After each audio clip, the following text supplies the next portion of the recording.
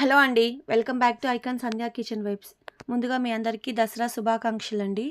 ఈరోజు మన వీడియోలో నవరాత్రి స్పెషల్స్ అండి. మొదటి 3 రోజుల నైవేద్యం ఎలా తయారు చేసుకోవాలో చూపిస్తాను. చెడుపై మంచి సాధించిన విజయానికి ప్రతీకగా విజయదశమి వేడుకల్ని జరుపుకుంటారు. ఈ 9 రోజుల్లో అమ్మవారిని 9 రూపాల్లో పూజిస్తూ లోక కళ్యాణం కోసం అమ్మవారు ఒక్కో రోజు ఒక్కో రూపాన్ని ధరించింది. అందువలన అలా అమ్మవారు అవతరించిన రోజున ఆ రూపంతో అమ్మవారిని అలంకరించి ఆ నామంతో ఆరాధిస్తూ ఉంటారండి. మొదటి రోజు వచ్చేసి బాలత్రిపుర సుందరీదేవి అండి. సమస్త దేవి మంత్రాల్లోకెల్లా శ్రీ బాల మంత్రం మహిమాన్వితమైనది. ఈ అమ్మవారికి కట్టె పొంగలిని నైవేద్యంగా సమర్పిస్తూ ఉంటారు. ప్రాంతాన్ని బట్టి ఒక్కొక్కరు ఒక్కో విధంగా నైవేద్యాన్ని పెడుతూ ఉంటారు. ఇప్పుడు మొదటిగా మనం కట్టె పొంగలిని ఎలా తయారు చేసుకోవాలో చూద్దామండి. ముందుగా నేను ఇక్కడ ఒక బౌల్ తీసుకొని ఒక గ్లాస్ వరకు రైస్ని తీసుకున్నానండి. ఒక గ్లాస్ బియ్యానికి వచ్చేసి ముప్పావు గ్లాస్ వచ్చేసి మనము ఇలా పెసరపప్పును తీసుకోవాలి. ఈ పెసరపప్పును వచ్చేసి ఒక కడాయి పెట్టుకొని ఇందులో నేను కొద్దిగా దీన్ని ఫ్రై చేస్తున్నానండి, కొంచెం కలర్ చేంజ్ అయ్యే వరకు. కొద్దిగా కలర్ చేంజ్ అయ్యి మంచి స్మెల్ వచ్చేటప్పుడు మనం దీన్ని స్టవ్ ఆఫ్ చేసుకోవాలండి. ఇలా ఫ్రై అయిన వాటిని మనము ఈ రైస్లోకి వేసేసుకొని ఇందులో వాటర్ వేసుకొని 2 నుంచి 3 నిమిషాల వరకు బాగా క్లీన్ చేసుకోవాలండి. ఇలా ఈ రైస్ని అంతా క్లీన్ చేసుకోవాలి. ఇక్కడ మీరు ముందుగా టైం ఉంటే నానబెట్టుకోవచ్చండి, లేకపోతే డైరెక్ట్గా అలాగే చేసుకోవచ్చు. ఇప్పుడు వచ్చేసి నేను కుక్కర్లో చేస్తున్నాను కనుక కుక్కర్ పెట్టుకున్నానండి. ఇక్కడ నేను వచ్చేసి 4.5 కప్పు వరకు వాటర్ తీసుకున్నానండి. 1 కప్పు రైసు, ముప్పావు కప్పు పెసరపప్పుకి వచ్చేసి నేను 4.5 కప్పు వాటర్ని తీసుకున్నానండి. ఇప్పుడు మనం ముందుగా వాష్ చేసి పెట్టుకున్న పెసరపప్పు రైస్ ఉంటుంది కదండి, ఆ రెండింటిని ఇందులో యాడ్ చేసేసుకోవాలి. తర్వాత కొద్దిగా సాల్ట్ వేసేసుకోవాలండి. కొద్దిగా వేసుకుంటే సరిపోతుంది. నెక్స్ట్ వచ్చేసి ఇందులో మనము 1 స్పూన్ వరకు నెయ్యిని యాడ్ చేయాలండి. ఇలా వేసేసి అంతా ఒకసారి కలిపేసుకోవాలి.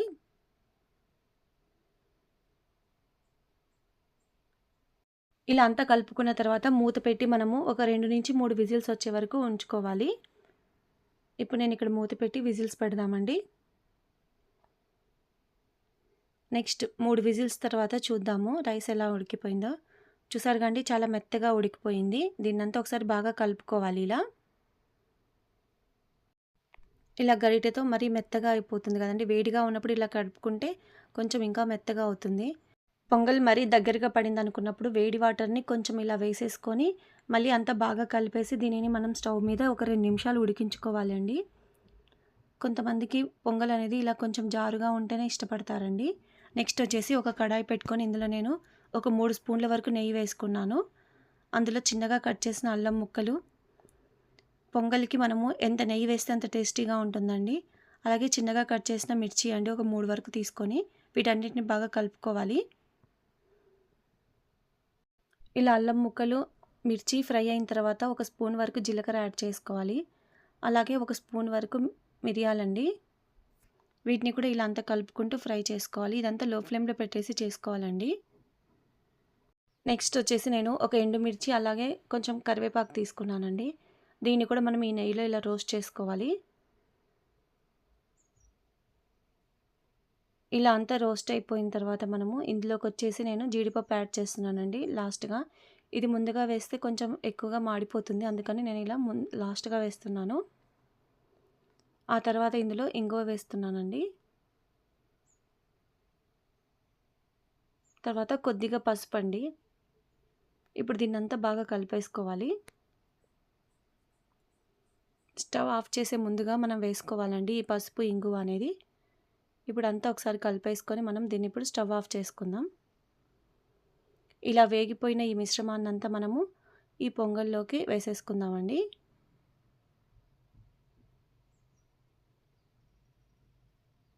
ఇదంతా ఒకసారి బాగా కలుపుకోవాలి.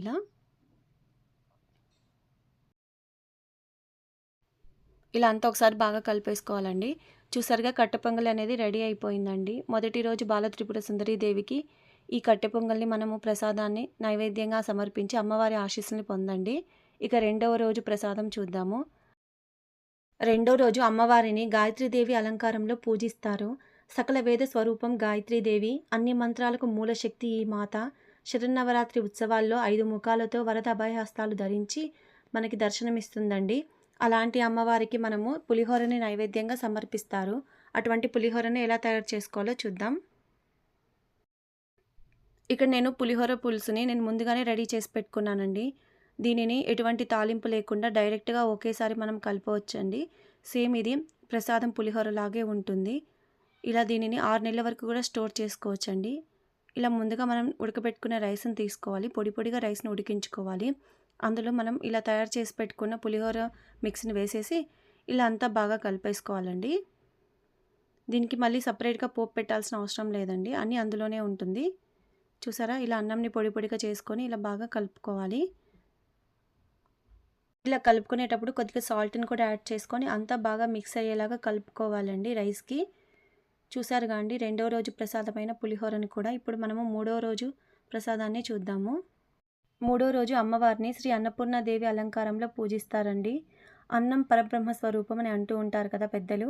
ఆ పరమాత్మే ఆది భిక్షువుగా భిక్షను స్వీకరించినట్లుగా అనేక పురాణ గాథల ద్వారా తెలుస్తుందండి. అటువంటి అన్నపూర్ణాదేవిని మనము నమస్కరిస్తూ మనం మూడో ప్రసాదం కొబ్బరన్నాన్ని తయారు చేసుకుందామండి. ఈ కొబ్బరన్నం కోసం నేను ఒక పచ్చి కొబ్బరిని తీసుకోవాలండి. మనము ఒక హాఫ్ కొబ్బరి ముక్క అయితే సరిపోతుంది. వీటిని చిన్న చిన్న ముక్కలుగా కట్ చేసుకొని ఇలా మిక్సీ బౌల్‌లో వేసుకొని కొద్దిగా వాటర్ వేసుకొని దీన్నంతా పేస్ట్‌గా చేసుకోవాలండి. ఇప్పుడు దీన్ని మెత్తగా మిక్సీ పట్టుకోవాలి. ఇలా మిక్సీ పట్టుకున్న కొబ్బరి పేస్ట్‌ని ఒక స్ట్రెయినర్ హెల్ప్‌తో మనము దీని నుండి కొబ్బరి పాలను తీసుకోవచ్చండి. ఇలా కొద్ది కొద్దిగా వేసుకుంటూ మనం తీయాలి. మొత్తం ఒకేసారి వేయకూడదు. మీరు కావాలంటే ఇక్కడ ఇంకొంచెం వాటర్‌ని కూడా యాడ్ చేసుకుంటూ కొబ్బరి పాలని తీసుకోవచ్చండి. ఇలా అంతా మనము కొబ్బరి పాలను తీసేసుకోవాలి. ఇక్కడ మీరు కావాలంటే ఇంకొంచెం వాటర్‌ని యాడ్ చేసుకొని ఇంకోసారి మిక్సీ పట్టుకొని ఇంకొద్దిగా మనం మిల్క్‌ని కూడా తీసుకోవచ్చండి. ఇలా అంతా ప్రెస్ చేస్తూ మనం మిల్క్‌ని అంతా తీసుకోవాలండి. చూసారుగా అండి, కొబ్బరి పాలు అనేది రెడీ అయిపోయింది.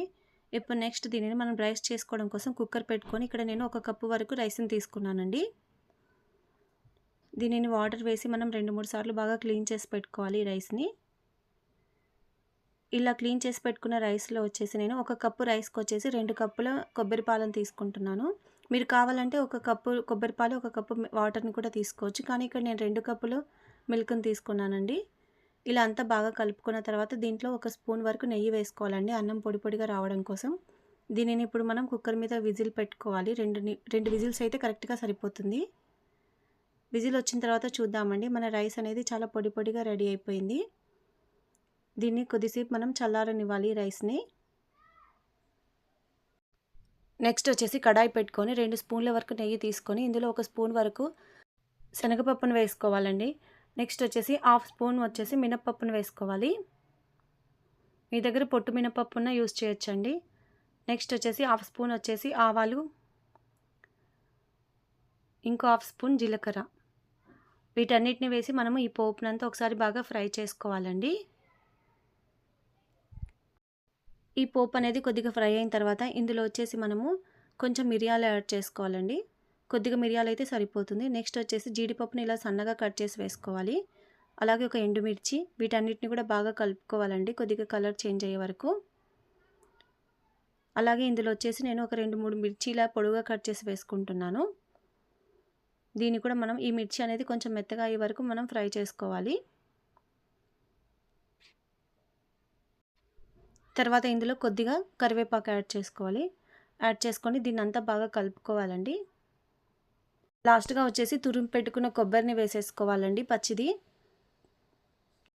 ఇలా పచ్చి కొబ్బరి వేసుకొని దీన్ని కొద్దిగా పచ్చి వాసన పోయే వరకు మనం ఇలా కలుపుకుంటూ ఫ్రై చేసుకోవాలండి లో ఫ్లేమ్‌లో పెట్టేసి. ఫ్రై అయిన ఈ మిశ్రమంలోకి మనము ఉడికించుకున్న రైస్‌ని వేసేసుకోవాలి. ఈ రైస్‌నంతా ఈ మిశ్రమంలో బాగా కలిసేలాగా బాగా కలుపుకుంటూ ఫ్రై చేసుకోవాలండి. కొద్దిగా దీన్ని హై ఫ్లేమ్‌లో పెట్టి ఇలా మొత్తము కలుపుకోవాలి. చివరగా ఇంకొంచెం సాల్ట్‌ని యాడ్ చేసుకొని అంతా కలుపుకోవాలండి. మనం ఉడికించేటప్పుడు కూడా సాల్ట్ వేసాం. సో, ఇక్కడ చూసుకొని సాల్ట్ వేసుకోవాలి. ఇలా సాల్ట్ వేసుకొని అంతా బాగా కలుపుకోవాలి. చూసారుగా అండి, మన కొబ్బరన్నం కూడా రెడీ అయిపోయింది. ఇలా మొదటి 3 రోజులు ఇలా అమ్మవారికి నైవేద్యాన్ని సమర్పించి అమ్మవారి ఆశీస్సులను పొందండి. ఈ మొదటి 3 రోజుల ప్రసాదాలు మీకు నచ్చినట్లయితే లైక్ చేయండి, షేర్ చేయండి, సబ్స్క్రైబ్ చేసుకోండి. అలాగే పక్కనున్న బెల్ ఐకాన్ని యాక్టివేట్ చేసుకోండి. నెక్స్ట్ 3 రోజుల ప్రసాదాలని నెక్స్ట్ వీడియోలో పోస్ట్ చేస్తానండి. తప్పకుండా చూడండి. Thanks for watching.